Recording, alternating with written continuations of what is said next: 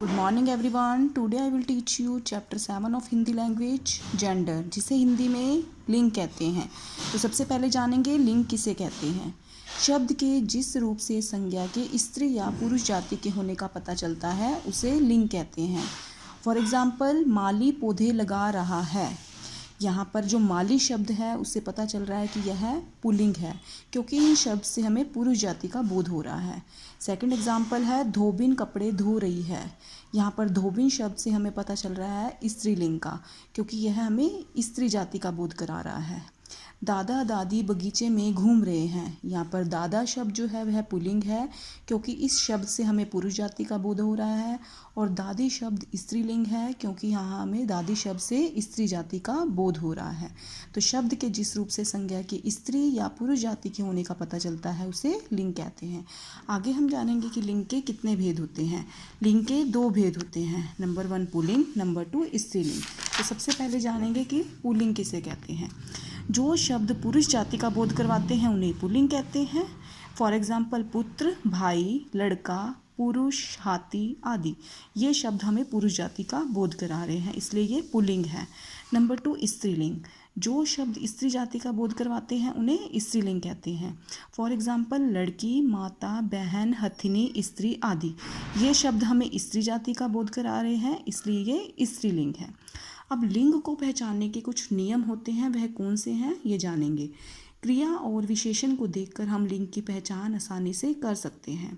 For example, Gita खाना खा रही है। अब यहाँ पर खाना खाने की क्या हो रही है, क्रिया हो रही है, तो खा रही है शब्द हमें बता रहा है कि यह स्त्रीलिंग है।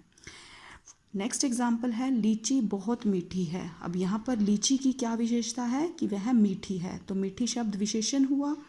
अनार बहुत मीठा है। अब अनार की क्या विशेषता है कि वह बहुत मीठा है, परंतु यहाँ पर जो मीठी शब्द है इससे हमें पता चल रहा है कि यह स्त्रीलिंग है, और मीठा शब्द से पता चल रहा है कि यह पुल्लिंग है। अब कुछ ऐसे शब्द होते हैं जो सदैव पुल्लिंग रहते हैं, उन्हें स्त्रीलिंग में नहीं बदला जा सकता, और कुछ ऐसे शब्द होते हैं जो स्त्रीलिंग रहते हैं जिन्हें पुल्लिंग में नहीं बदला जा सकता। वे कौन से हैं? सदैव पुल्लिंग शब्द। पहले हम जानेंगे कि सदैव पुल्लिंग शब्द कौन से होते हैं। कुछ शब्द ऐसे होते हैं जिन्हें हम सदैव पुल्लिंग शब्दों के रूप में प्रयोग करते हैं, अर्थात इन्हें स्त्रीलिंग में बदला नहीं जा सकता। फॉर एग्जाम्पल, प्रधानमंत्री, राष्ट्रपति, आम, ताला आदि। इसके अलावा देशों के नाम, दिनों, महीनों, पर्वतों, धातुओं के नाम भी सदैव पुल्लिंग शब्दों में आते हैं। सेकंड, जिन शब्दों के पीछे आ, पन, न, अक आता है वे भी पुल्लिंग शब्द होते हैं। फॉर एग्जाम्पल, लड़का, बचपन, पन आया पीछे, बुढ़ापा, पा, गायक तथा लेन देन आदि।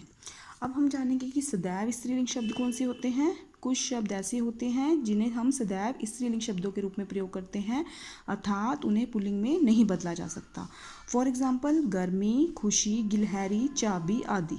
इसके अलावा नदियों के नाम, तिथियों के नाम, बोलियों के नाम, भावों के नाम हमेशा स्त्रीलिंग शब्दों में आते हैं। और कुछ शब्द जिसमें ई, इया, आवट, आनी, आइन, ता, इन आदि लगा होता है, वे भी सदैव स्त्रीलिंग शब्दों में आते हैं। फॉर एग्जाम्पल, लड़की, टिकिया, दिखावट, महारानी, पंडिताइन, चतुरता, सुनारिन आदि। आज हमने जाना कि लिंग किसे कहते हैं, इसके कितने भेद होते हैं, और सदैव पुल्लिंग और सदैव स्त्रीलिंग शब्द कौन से होते हैं। तो आशा है बच्चों आपको लिंग के बारे में अच्छे से समझ आ गया होगा। Okay student, thank you, have a nice day.